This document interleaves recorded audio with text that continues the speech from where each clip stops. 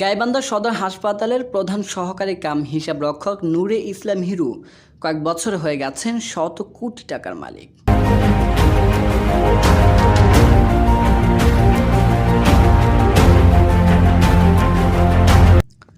নতুন বাজার TV report করেছেন মোহাম্মদ মিঠু মিয়া।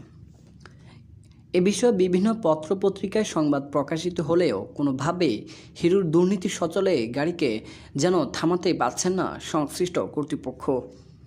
সুপার থেকে শুরু করে যে কেউ কোনো বেতন ভাতা উত্তোলন করতে গেলেই হিরোর মাধ্যমে তত্ত্বাবধায়ককে টাকা না দিয়ে কোনোভাবে পার পাননি। এমন অবৈধ পন্থায় টাকা ইনকাম করার গরমে দিন দিন যেন আরও বেপরোয়া হয়ে উঠেছে এই দুর্নীতিবাজ হিরো। সেই সাথে টাকার পাহাড় গড়েছেন তত্ত্বাবধায়ক ডক্টর মাহবুব। গাইবান্ধা সদর হাসপাতালে চাকরি পাবার পর থেকে নূরে ইসলাম হিরো ধীরে ধীরে দুর্নীতিতে জড়িয়ে পড়লেও বিগত আওয়ামী লীগ সরকারের আমলে যেন লাগামহীন গোড়ার মতো দৌড়াতে থাকে। আর সেই দৌড়ে বিগত থেকে বনে যান শত কোটি টাকার মালিক।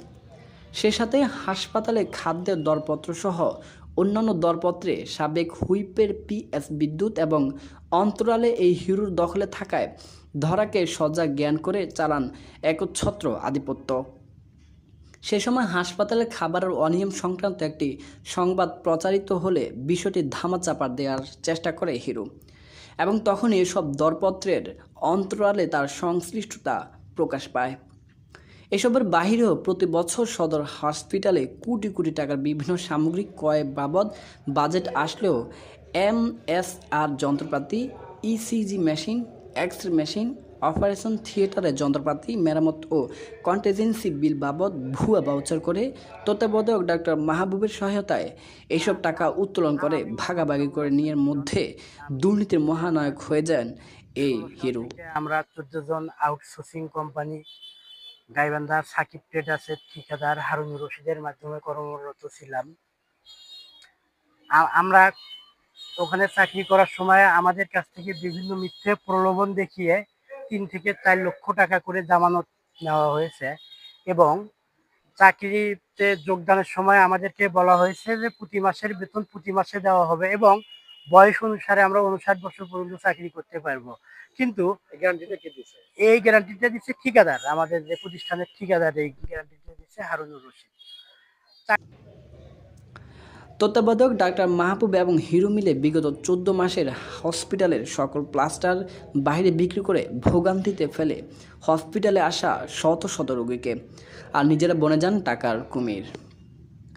সদর উপজেলার ভালুয়া এলাকায় হিরো নিজের পৈতৃক বাড়ির ছেলে পৌর শহরের মুহুরীপাড়া এলাকায় স্ত্রী এবং শাশুড়ির নামে 7 লক্ষ টাকার মূল্যের একটি জমি ক্রয় করে বর্তমানে সেখানে 8 তলা বিশিষ্ট বহুতল ভবন নির্মাণ করছে, যা ইতিমধ্যে 3 তলা পর্যন্ত সম্পূর্ণ হয়েছে।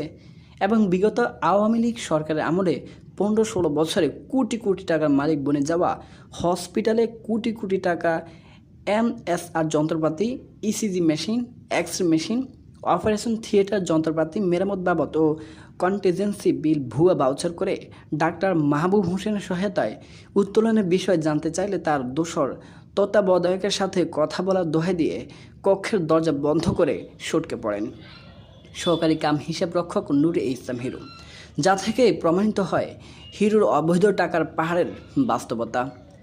এ বিষয়ে গাইবান্ধা সদর হসপিটালের তত্ত্বাবধায়ক ডক্টর মাহবুবুর রহমানের নিকট পৌঁছানোর আগে তার রুমে থাকা সিসিটিভিতে সাংবাদিকদের উপস্থিতি দেখতে পেয়ে পিছনের দরজা দিয়ে পালিয়ে যাবার চেষ্টা করেন তত্ত্বাবধায়ক। পরে একরকম দৌড়ে তার সামনে উপস্থিত হয়ে এসব দুর্নীতির বিষয় জানতে চাইলে নানা প্রশ্নের জবাবে সঠিক কোনো উত্তর না দিয়ে পালিয়ে আশ্রয় নেন অস্থায়ী সেনা ক্যাম্পে। বিল আসে তখন সে আমাদের কাছে মোটা অঙ্কের টাকা দাবি করে। যখন ও টাকা দিতে চায় তখন সে আমাদের বিল দেয়, যখন টাকা দিতে চায় না তখন আমাদের বিল হয় না। জি, এই যে মোটা অঙ্কের টাকাটা দাবি কি করে এটা ঠিকাদার বলে যে এটা হাসপাতালের স্টাফ চাচ্ছিল আমাদের কাছ থেকে, এটার জন্য আমরা না দিলে বিলটা হচ্ছে না। এখন নির্দিষ্ট করে বলে না যে কে নিচ্ছে, ঠিকাদার আমাদের কাছ থেকে বুঝায় নেই, এখানে তার ভাগাভাগি করে ঠিকাদার বা হাসপাতালের স্টাফ যারা আছে তারা এটা সমন্বয় করে নেয় আর কি। তা আসসালামু আলাইকুম, আমি মোহাম্মদ আশরাফুল মিয়া। আমি আউটসোর্সিংয়ের মাধ্যমে গাইবান্ধা সদর হাসপাতালে ওয়ার্ড বয় পদে দীর্ঘ 7 বছর চাকরিরত ছিলাম। জামানত স্বরূপ 3,30,000 টাকা নিয়ে নেয় সাকিব ট্রেডার্স লিমিটেড কোম্পানির এমডি মোহাম্মদ হারুনুর রশিদ। যখন করে আমাদের বেতন দেওয়া হতো তখন আমাদের কাছ থেকেই মোটা অঙ্কের কিছু টাকা কেটে নিত। আমাদের যদি 6 মাসের বেতন দেওয়া হতো সেখান থেকে 20,000, যদি আমাদের 2 বছরকার বেতন দেওয়া হতো তখন আমাদের 50-60 এরম করে অনেক টাকা কেটে নিয়েছে। কর্তনকৃত টাকা আমরা ফেরত চাই। কতিপয় এমন অসাধু কর্মকর্তা কর্মচারীর কারণে ভোগান্তিতে পড়া চিকিৎসাসেবী এবং ভুক্তভোগীদের রক্ষার পাশাপাশি অনিয়ম দুর্নীতির সাথে জড়িত সকলের দৃষ্টান্তমূলক শাস্তির দাবি জানিয়েছেন সুধী সমাজ।